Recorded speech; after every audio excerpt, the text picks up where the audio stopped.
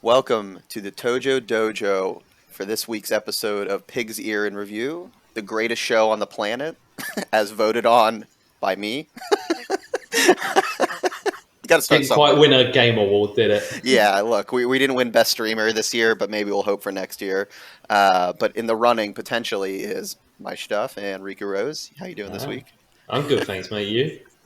Not too bad, not too bad. Getting through some more games, of course, as we've discussed. But today's going to be one of them. I'm going to be talking about Sifu, which sounds... I got to be careful how I say it, because I've told another friend of mine that I'm playing it, and he said, seafood?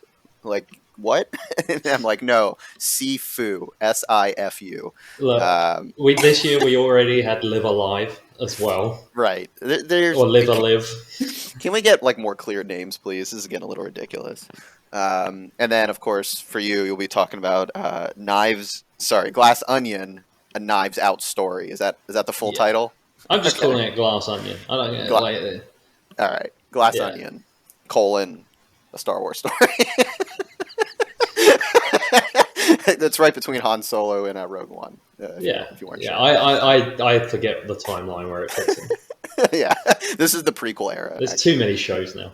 Yeah, it's too damn many.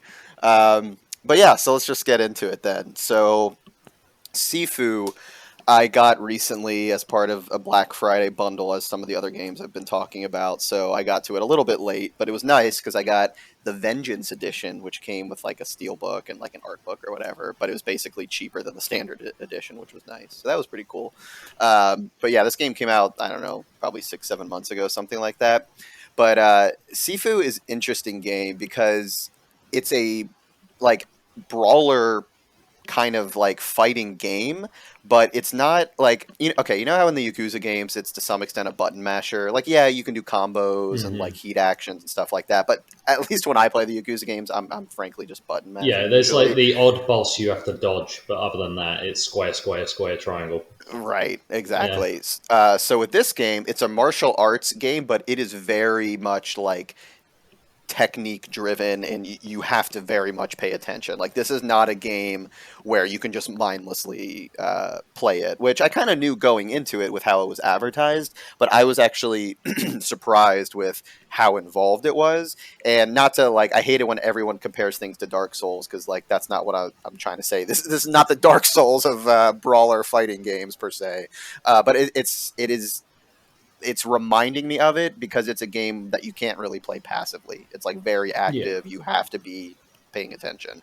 The most recent one I had like that was probably Ghost of Tsushima, where I felt like you had to watch every button you pressed because it didn't take much for you to be dead. Yeah, exactly. But unlike Dark Souls, the thing that I appreciated about this game was that there were difficulty settings, which, once again, as much as I love those games now and Elden Ring and all that stuff, I don't understand why they can't just put some damn difficulty settings for people. It's really not that hard. Because it's not for babies. Oh, sorry, yes. I did graduate to a pro gamer this year by beating those games. How could I possibly forget? So... They do have different difficulties, which frankly I had to use because it was getting ridiculously hard. So I guess I'm no longer a pro gamer. I'm sorry to let everyone down. Jeff Keighley's coming to take away your award. Yeah, I'm an absolute failure. I'm sorry. Sorry, Mom and Dad. Him and the Muppets. So this game, though, the story is pretty easy, straightforward. It's actually, funny enough, kind of reminded me of Shenmue a little bit because it's basically you're a kid, you watch your dad get killed by another martial artist, and then you have to seek vengeance, basically. So it's not that complicated, really. Okay. So that's a lot of kung fu flicks, though. To be fair, or or a master dies or a parent dies. You know. Yeah, which once again, that's basically what Shenmue was doing as well as just being a kung fu movie. So, story, not that complicated, but to actually get into the mechanics of the game. So there are only 5 levels, but each one takes anywhere from 30 minutes to maybe 45 or so, depending on how quick you are and just, how many different skills and stuff you have unlocked. But the interesting mechanic, though, is Okay, there's an aging mechanic in the game. So Yeah. basically, the first level you start out at like 17 years old, and every time throughout the game that you die, you age up a year, or if you die too many times, you start aging up like 2 years, 3 years, 4 years, and it kind of gets worse and worse within a given level. So Worse and worse, just like real life. yes, yes, exactly. You slowly disintegrate. No, not that bad. You get You have like older. a colonoscopy bag. Yeah, you got to pause the game, get a blood test while you're at it. Just get your But prostate checked. exactly, exactly. This is a really involved game, guys. I wasn't kidding when I said That's the VR add-on, right? that. Yeah, just plug it right in. Um, so you do age, and the trade-off is as you age, your health goes down, but like your attack power and like wisdom, so to speak, goes up. So it's not like you're just being punished the whole time. So Mm. it's a neat trade-off per se. But here's the thing, though. So you age up, like I said, every time you get knocked out by an enemy or die or whatever. And then once you finish a level, like let's say I finished at age 30, I only died like a handful of times. The next level, you start at age 30. So you don't like go back. So you have to Hmm. keep progressing at the age that you were at from the previous level. So as you can imagine, the further you progress through the levels, if you're not good, you're going to keep starting them at a higher and higher and higher age. And then at some point, I think at like 70 or 80, that's when like you're actually dead. So like you truly die at that So do you have to point. like start the whole game over? No, you can just start the level over, which is good. But the problem, Right. though, like I said, is like let's say you're on the fifth out of 5 levels, and you're at like age 60. You can theoretically still beat the game at that point, but it's going to be very difficult because your health is so low.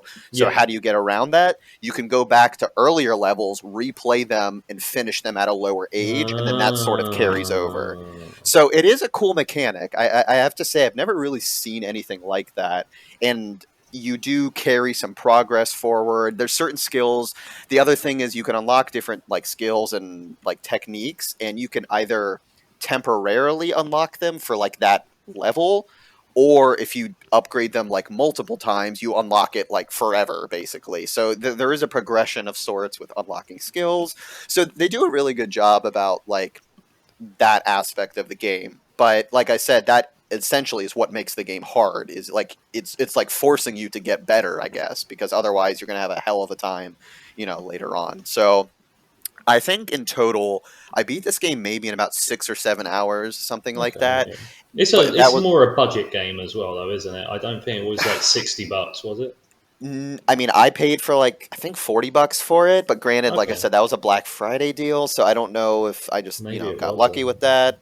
Yeah, I'm not. It's certainly not a full price game anymore, even after the Black Friday, to my knowledge. But the other piece about it as well is since it's released, actually, funny enough, literally just yesterday they made another announcement. So they've been releasing free content throughout the last 6, 7, however many months it's been out, and I think the one they just announced is going to be the final one, but they've basically been expanding the game with like more modes, more like unlockables. You can modify the game in certain ways to make it even harder if you want, or even easier, like photo modes. So they are still supporting the game literally as of Yeah. yesterday, which was kind of cool too. So at this point in particular, it's a very much a complete experience because you have all this extra stuff, you have multiple difficulty modes and all that. So not that I wouldn't. I was going to say don't play it when it first came out, but now is definitely a good time to check it out because of all this extra stuff that's been added. But yeah, it Do was you like yeah. that though? I never like when that happens. Usually no. Like I know we've talked about before, like with the Nintendo sports games, they like literally add entire new like sports or like the Hmm. golf. They add all that stuff. Like that to me seems like actual missing content to me. Yeah, but I also there's very few games I'm going to carry on playing for 2 or 3 years. Sure. Hmm. And every game it feels like is trying to make you play it forever, which isn't what I want. I don't. Yeah. I'm not into Destiny. I'm not into Call of Duty and FIFA, where like Yep. for a year that's what I'm playing. Right? That's not what I'm into. I want to have my complete experience and move on to the next thing. And Yeah. it's even with like DLC for like story and stuff like that. The amount of games that I loved, and then a story DLC comes out, and I'm like, I can't be bothered to go back and learn the controls because it's not going to be a fucking tutorial again. It depends on what the game is. Generally speaking, yeah, I do agree with you. Which is like even you were, I think, sent the other day about like Sonic getting a whole DLC like season of stuff, which I had no idea that was even coming. And I'm like, really? Like, I mean, I guess it'll be nice to jump back in eventually, but I was hoping, not that I was hoping not to, but like, Yeah. but yeah, I'm kind of the same way with you. And like contrast that with like right now, I'll eventually be talking about the new God of War once I finish it. To my knowledge, I mean, they didn't release DLC with the last one other than maybe like a photo mode or something like that. That stuff I don't mind as much, right? Yeah, And exactly. like I played Resident Evil 2 like earlier in the year. It was like, Hmm. oh, there was a PS5 upgrade. Oh, I'll Yeah, just play that version. yeah, Shinier graphics and stuff like that. But right, it's not right, like, oh, do you want to play the Mr. X prequel chapter? right, Like, I'm like, exactly. Yeah, exactly. So it is nice when you have like a God of War or like Stray, another example. Like those are complete experiences. Yes, you might have a bell and whistle here and there added after, but that is a complete experience. So yeah, I do agree with that. And I fortunately with Sifu, the stuff they've added, I can't say it really massively changes the experience, which is good too. But I do get what you mean though, for sure. yeah, the one that really burned me was Final Fantasy 15, where Oh my god, that would not end. yeah, but what happened was like they said, oh, we're going to delay the game a month because we don't want to give you like a big day one patch, Yeah. Hmm. right? And I was like, okay, fair enough, right? And Hmm. then I beat that game within a week because it actually just coincided with like it came out at the end of the year and I had to use up my holiday days. Yeah. Like I didn't even plan to like have it off for that, but I was like, and I beat that game in like a week. Hmm. I was like, lovely. And literally 2 days after I beat it, they're like, well, we're going to add a load of things to like this chapter, and also there's going to be Uh huh. DLC, and we're going to Yep. fix this part of the game. And I'm like, so you just totally fucking burned me and lied. Okay. Yeah. I could not believe how much post-launch content and how long it stretched out for that game. Like I played Mhm. it, but I was also like, I kind of regret starting it. I never went back. I was like, I'm not giving more money to that. Like, you fucking lied to me. I'm sorry, but like, I mean, fortunately, I got it. I think I only paid for something when one of those when it launched, and then after that, I was like, okay, I can just wait on these other ones, and I ended up getting them on discount. But I get what you mean. It is annoying. yeah. So yeah, but yeah, either way, Sifu. I guess long story short, I do recommend this game, but and maybe this doesn't apply anymore, especially with maybe more difficulty, all like modifying stuff that they're adding with this latest stuff for the kind of. Um, Not that I wouldn't recommend it before or anything, but it is a difficult game. It's a game where you have to pay Mhm. attention. It's not just a passive button mashing game. So if that's what you're expecting, you might not like this game. But if you want a unique martial arts fighting game that it does challenge you even on easier difficulties, then yeah, I would recommend it. I I enjoyed it. To be honest, I don't know if I'll ever play it again though. Not that Yeah. I don't think that affects my score per se or recommendation, but No, there's plenty of yeah. games I love, and I like, the original Telltale Walking Dead. I think it's one of the best Mm, video games of the last, what was it, 10, 15 years at this point it came out. I mhm. don't think I'm ever going to play it again. Yeah, exactly. Like that's honestly a discussion in its own right. I think it would be fun to have at some point of like, should replayability affect how you judge a game? And I agree. I think the answer is no. I don't think it should. No, Uh, no. I mean, well, granted, unless it's explicitly a multiplayer game, then okay, maybe for that. But like typical single player games is what I'm talking about. Yeah, it depends on the style of game. Your Nintendo sports titles have to have more replayability, I feel. Sure. Yeah, exactly. So, but either way, I would give it a thumbs up for the most part. And definitely now with all these content packs, it's worth checking out for sure. So it was a good one. But yeah, all right, over to Right. you. Right. So I went and watched for the Thanksgiving sort of like week, Glass Onion, a Knives Out mystery or story. I don't know, one of Hmm. them.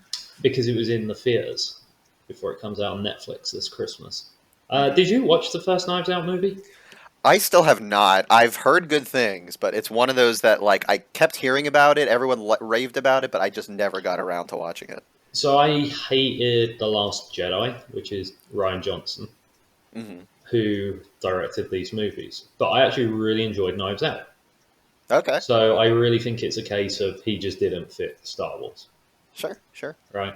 Um, Knives Out is sort of like like, have you ever heard of like Pyro?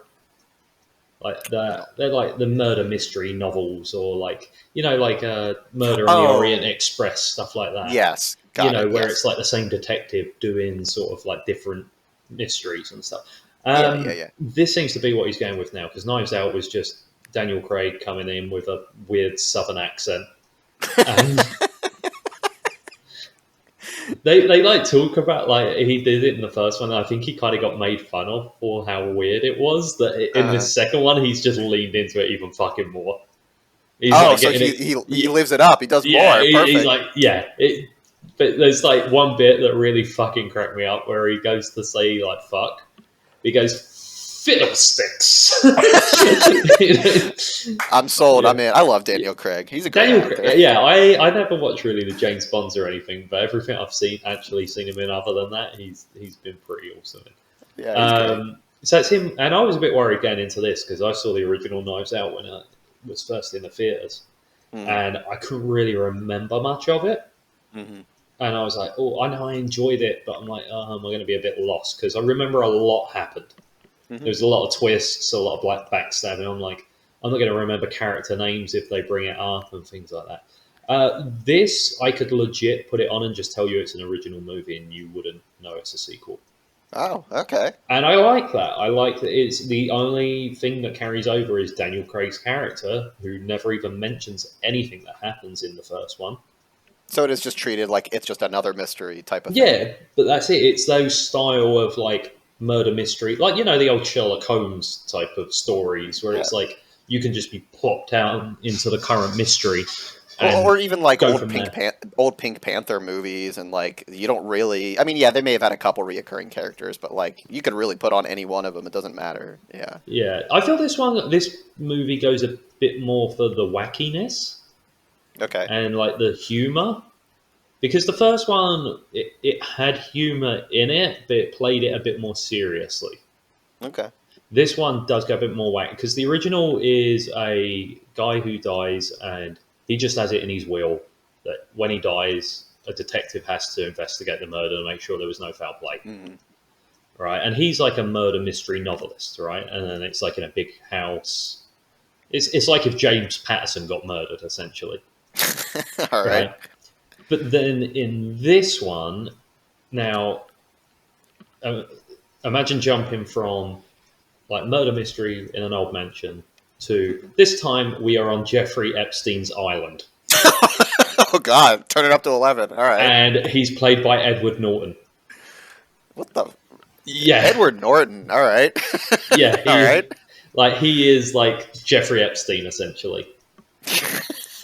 Great. Okay, I'm And in. all the other people that are on the island that are like the suspects, essentially, are wacky celebrities. The same way Jeffrey Epstein apparently had his hand in all kinds. Yeah. There's the politician, there's the right wing YouTuber, there's which you can still tell Ryan Johnson's really bitter about how his reception to the Star Wars movie.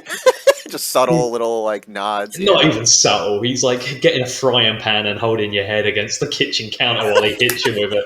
It's like, Awesome. yeah, because in the first Knives Out as well, there's like this 16-year-old boy who's constantly in the corner on his phone trolling people. Oh. And you're like, and this was after The Last Jedi come out, and it was like, haha, yeah, that's everyone who didn't like The Last Jedi. We get it. Yeah. And then, yeah, in this movie, it's Dave Bautista's like a Joe Rogan type. God. Like he has like a little gun holster and his tiny Y fronts for his Speedo. Oh my God. Like, All right.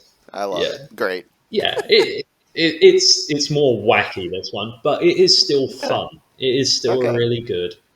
And I came out of this more thinking like, yeah, I'm just on board with this because I know they've said already they're going to do a third one. Okay. I don't know where you go from this, like really space. Well, but I mean, it's Yeah. just another mystery, right? I imagine, yeah, but I'm more thinking like, okay, so we had like James Patterson, then we've had Jeffrey Epstein. Who's next? Elon Musk, like. Oh, in terms of like a Yeah. personality they could focus on almost. Or... Yeah, but like riff on essentially. Yeah. Oh my God. Okay, I see what you mean. Yeah. I mean, Yeah. shit. Why not? But it's a fun movie. They lean a lot more into like celebrity cameos and stuff like that. Some of that Yeah. stuff in the moment it's fun and stuff, but you now sort of look at it afterwards and go, okay, it was a bit over the top, I guess. Yeah. But Mhm. if you're at home this Christmas, it's a fun movie for everyone. Everyone's going to enjoy it. No one's going to get offended. No one's going to get upset watching it. Like you can Mhm. watch it with mum and grandma after Christmas dinner. You've ate your ham. Wait, Yeah. you'll yeah. Like I really really enjoyed it. It was a lot of fun, and it's nice that even though this is now technically a franchise, it's nice to have somewhat a bit of an original movie, if that makes sense. Yeah, for sure. I mean, yeah, it feels like it's not just hopefully not rehashing the same old stuff, and it's just a fun extension, or yeah. This is more the kind of like sequels I don't mind, where they're not building out a universe though, because technically they are, because they're like, oh yeah, Knives Out is a big series now. But you remember like how every Lethal Weapon movie was just them solving a different like murder or Yeah, I whatever. mean, you watch it for the personalities and kind of the banter and stuff like that. Yeah. Yeah, but each movie can essentially be taken as its own. Like if you were just sitting down, and Lethal Weapon 2 was on TV, you could watch it without watching Lethal Weapon 1.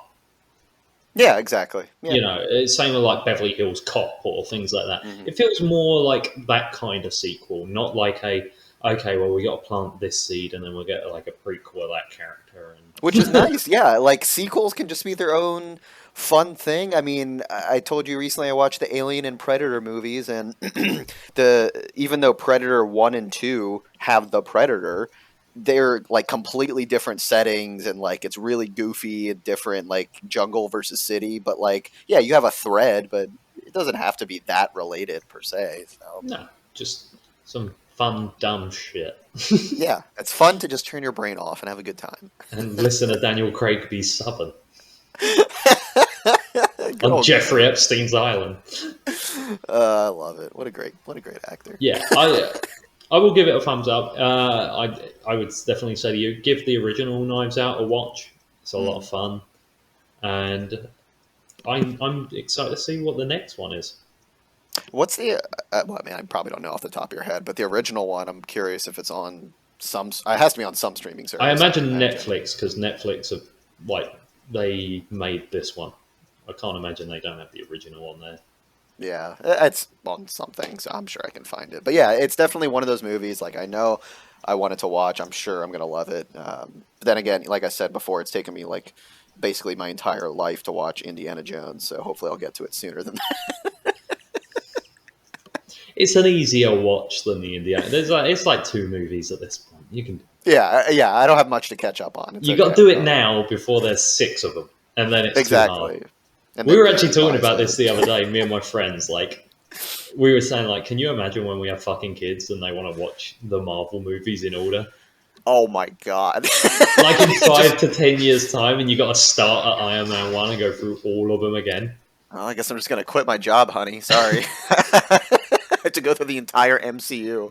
Yeah, I'm like, I'm only on it because I fucking watched Iron Man in 2007. I'm like, Yeah, like I've said before, it's a soap opera. You either get on for the entire ride till you die, or you hop off and never look back. One of I've these never seen the days. Fast and Furious movies, and then I just look at it and go, it's too much. I'm like, no.